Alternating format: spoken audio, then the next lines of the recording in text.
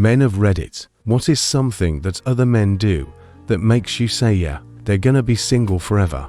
I am continually surprised at who can get a girlfriend or a boyfriend. Really, some of the most man-children I've ever seen have gotten married. Some of the biggest jerks I know have kids. There is one guy I know that I think will struggle, though. He's in his 20s, and the only way he can entertain himself is by making loud fart noises with his mouth. I'll be sitting there chatting with another friend, and out of the blue, he'll just make this sloppy, fart gone wrong sound with his face and laugh his heart out. And you know, I'm a simple guy. I laugh at good poop jokes. When someone has good timing with a fart, I laugh. But this guy literally cannot make a joke. He cannot tell a story. He cannot enjoy a moment of silence without making fart noises. Just constantly. I'm debating removing him from our Discord server that our IRL friends hang out in because he has nothing to say. It's just fart sounds, non-stop. Fart sounds. I have a co-worker who has wonderful qualities that tells me that not only will he remain single, but a virgin as well. Extremely poor hygiene, to the point it lingers in whatever location he works in. Pathological liar about everything. Extremely sexist. Always disrespecting women he works with, unless he thinks they like him. Then he gets really creepy. Uses every ounce of power behind his position at work, which isn't much, in order to make co-workers fear his words him. Blames his subordinates to his boss when he messes up. Perfect example. Annual evaluations were due last month. He was lazy and didn't do them. His excuse: my troops were just such underperformers this year. I couldn't even think of anything to put down. He's in the military. His house is a biohazard. Not kidding, the military had to call in special cleaners for his room when he left his last base. And I saw his apartment at this new location. It's horrific. This guy is just functional enough to not get fired, but everyone collectively hates him. Think their flaws are forgivable, while the flaws of others aren't. We judge ourselves by our intentions. We judge others by their actions. A dude I know who is kind of an incel, upon seeing any woman, feels the need to rate them out loud. I'm amazed he hasn't gotten pepper sprayed lol. Always trying to be the toughest man in any situation. I have one guy I know in mind, and he claims to have no fears, could take anyone on, and is just an absolute jerk. Reminds me of Cyrus from Trailer Park Boys, but worse and less funny. Smell unpleasant. To many people in my circle, single men who just smell unpleasant. Not take responsibility and lacks any self-reflection. No one wants an incompetent man-child that thinks they are perfect and unwilling to grow a change. I beg to differ. There's a ton of incompetent man-children with girlfriends/wives, right? But it's not so much that girlfriends and wives wanted incompetent man-children. It's that their bar for expectations got real low. Unrealistic expectations of a partner. I worked with a guy that basically everyone in the office would consider an incel simply based on his list of requirements. His bare minimum was she has to be an 8 or 10 or higher. He was a 3 or 4, if we are calling 5 average, have her own job making somewhat similar income as him. He made 7.5k entry level. The job can't just be a regular job. It has to be an ambitious career. In his eyes, that's only STEM or a lawyer. She has to do all the interior housework, like cooking and cleaning. He will cut grass and hire people for repairs. No tattoos of any kind. No piercings besides earlobes. Has to be okay with at least 3 kids, and she will do all childcare, along with many other ideals and preferences. But those 6 are the bare minimum for him to consider dating. He basically wanted a perfect slave. There was a woman we worked with that actually fit 4 or 5 of these minimums. She was as conservative traditional Christian as it gets. She actually tried to talk some sense into this guy on several after-work events about how ridiculous it is to want someone with a full-time career and be a full-time housewife, among other things, to no avail. He obviously had a crush on her, but he claimed he never made a move because she was too old. Same age. He said you want to get a wife that's 18 or 19. So she's still young and can take care of you when you retire. Keep in mind, this 18 or 19-year-old needs a career, making around the same as him. Blaming all women for something one woman did.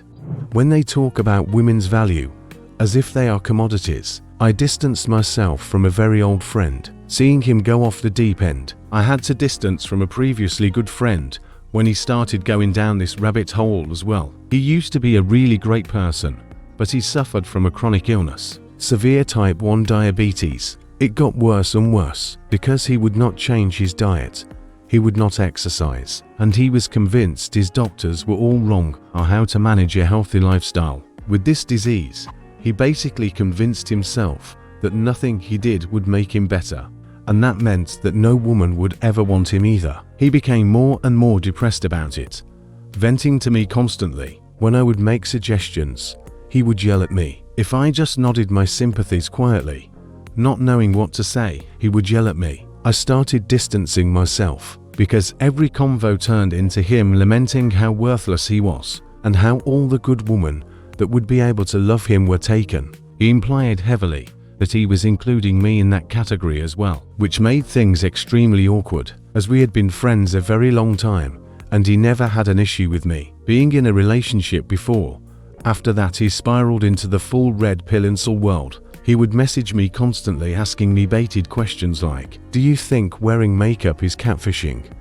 Or do you think thots even deserve love?" Seriously wild stuff. He began blaming woman for his own health problems next, stating that he wouldn't be sick if woman was still traditional caring and nurturing wives, etc. As had he been married, his wife would have kept him healthy, and so on. He would talk about how valuable a woman was based on how submissive and traditional she was, but also that a woman could be all those things and still be low value if she had a flat butt, and so on.